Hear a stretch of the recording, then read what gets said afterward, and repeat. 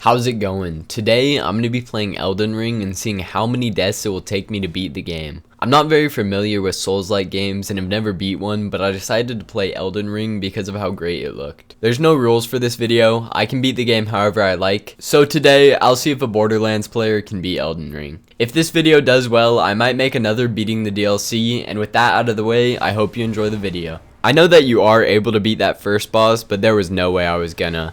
Soldier of Godrick, on the other hand, who is the first enemy that you can realistically beat with a health bar, was a walk in the park. I chose the stone sword key at the beginning of the game and realized I should have gone with the golden seed because I never even completed this dungeon. The first enemy who landed some hits on me was the Beastman of Fair Missoula, but I was able to take him out too.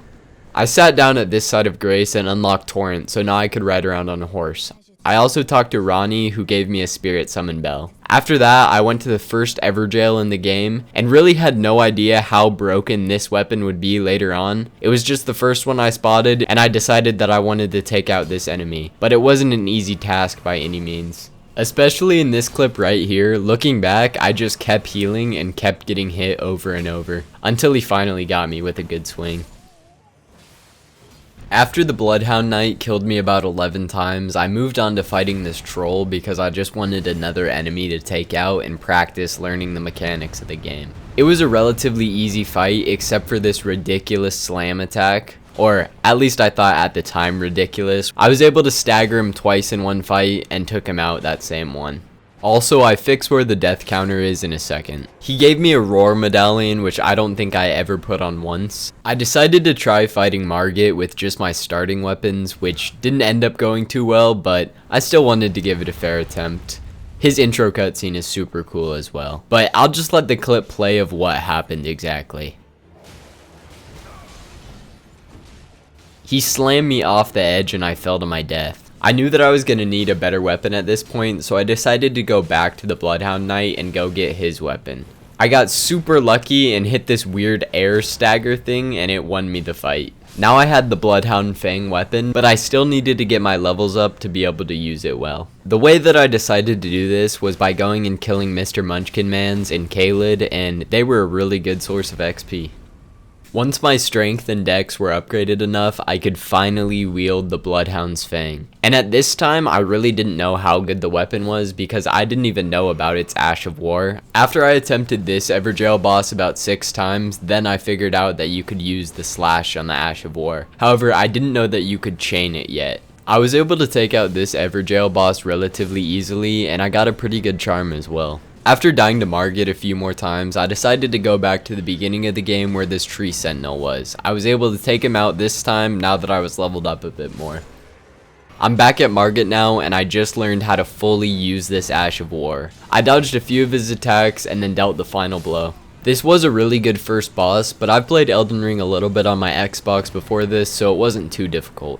Godrick was up next and is a way better boss in my opinion than Margit. His attacks are way cooler, especially his second phase where he cuts off his arm and puts a dragon head on it. That's just super cool. I will say I did die a lot less in this fight than the Margit one. It took me less than 10 attempts to finally take him out. As long as you play it smart and get close to him when he's using that dragon flamethrower, you get tons of easy damage. I used my Ash of War to take him down, and that was the Godrick fight all done. I made my way to Lucaria Manor next, and only took a few deaths on my way there. The Red Wolf of Radahn was the next boss that I had to fight. This boss I feel does a lot of damage early game, but it also has very little health, so it's super easy to take out if you get a few hits on it. I don't know what specifically it is about Rennala, but the first time that I played Elden Ring on my Xbox, she kicked my ass. Specifically the final phase, I think there's just too much going on with the spells. On this attempt, she summoned in a troll which destroyed me. I was doing extremely well on my 4th attempt, but I ended up overcommitting and I got myself killed.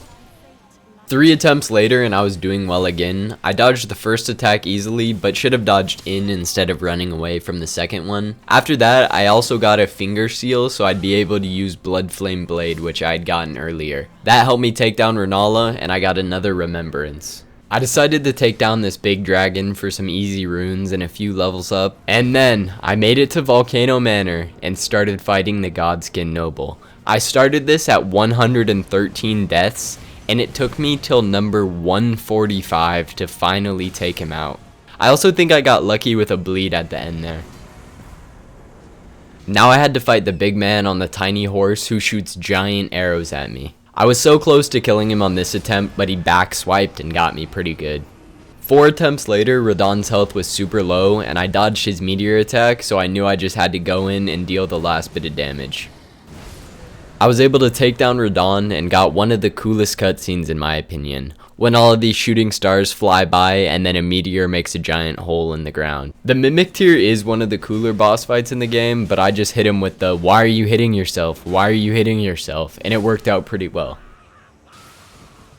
After I got done fighting the Mimic tier, I went and got one for myself so I'd be able to summon in a clone. I went and fought the roided up version of the Tree Sentinel from earlier. This is another boss that took me forever on Xbox, but I got through it super quick this time. Golden Godfrey did kill me quite a few times, and I got a run for my money here, but I was eventually able to take him out, and this was really only an intro to what the actual boss fight later would be, during the second time you fight him.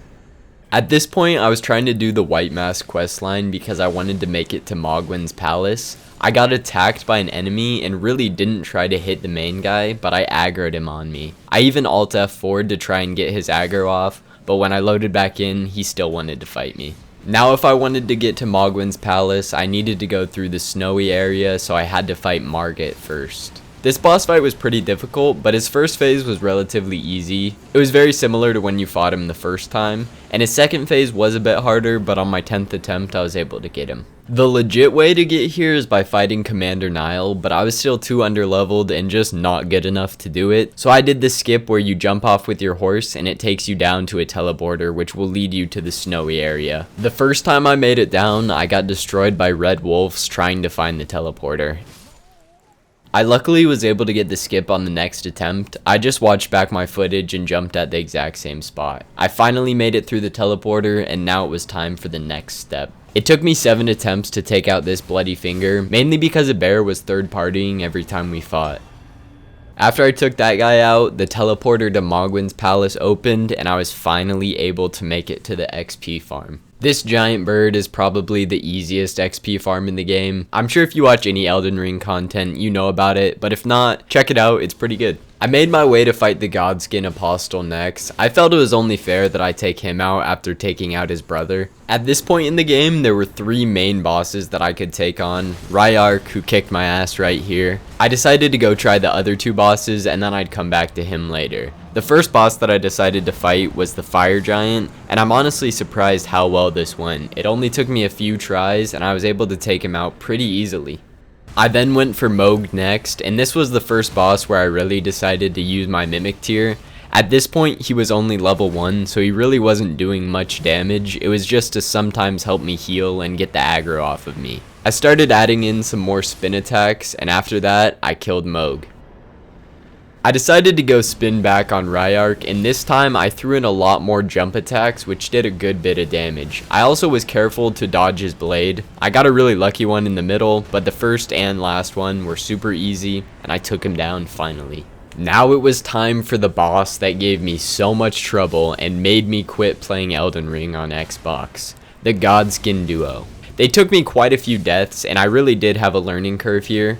I use Mimic tier and I don't feel bad about it at all. He was only level 1 though, so I will say it's not like he did damage, he just helped get some aggro. The final guy, because I had killed 3 of them already, only had 1 health, so he was super easy to take down. And just like that, I vanquished the Godskin duo. I killed a much easier version of Mohg who was living in a sewer, and then I made my way to get set up for the Frenzied Flame ending. To do this, you have to parkour down to this door, take off all your gear, and then this flaming finger will hug you.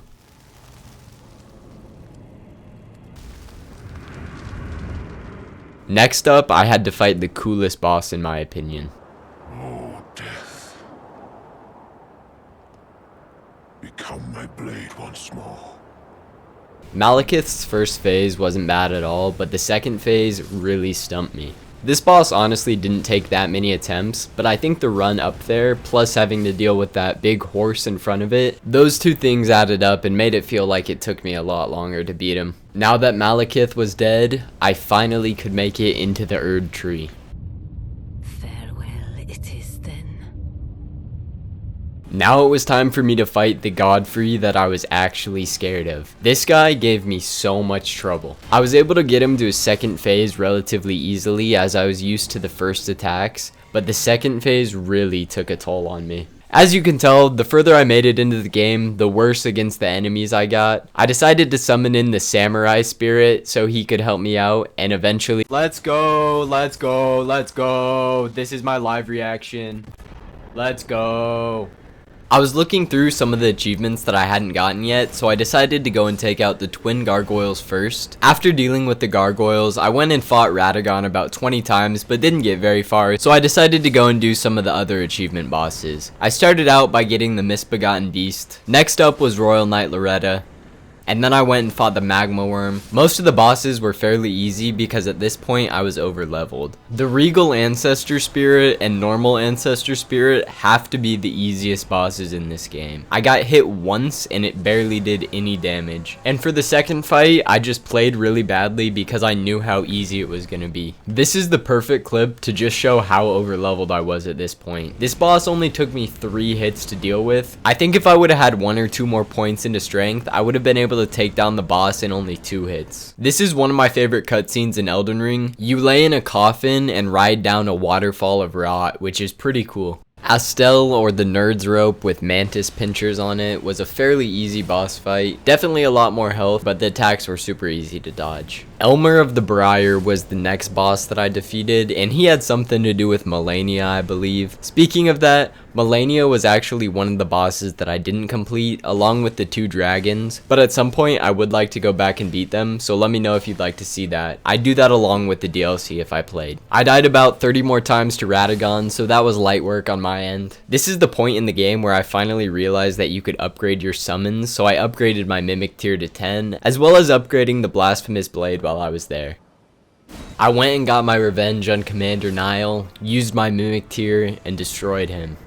The Elden Beast could have some pretty unforgiving moves, like this one in particular, where these blasts will just destroy you. All in all, I found that the Elden Beast was a fairly easy boss. As long as you had enough health to go into this phase, it's almost guaranteed you can win as long as you know what attacks you need to dodge. My strategy for this fight was to stay back, wait for the Elden Beast to do that really long sword, jump over it so your horse only takes a little bit of damage, and then get up close with the Blasphemous Blade and just deal a little bit of damage at a time. I think that Radahn and the Elden Beast were a fairly difficult last boss fight. I do think that's mainly just because I'm a new player to this series, as a lot of other FromSoft games have much harder end boss fights. And just like that, I defeated the Elden Beast and beat Elden Ring. It took me 392 deaths to beat the game. I will say, I did think it would be a little bit less, but looking at other people's runs, I'm honestly not too disappointed with myself. I feel like for the first time beating a FromSoft game, I did pretty well. So, to answer the question, a Borderlands player can beat Elden Ring and become the Lord of Frenzied Flame. And with that, all I can say is thank you so much for watching. I hope you enjoyed the video.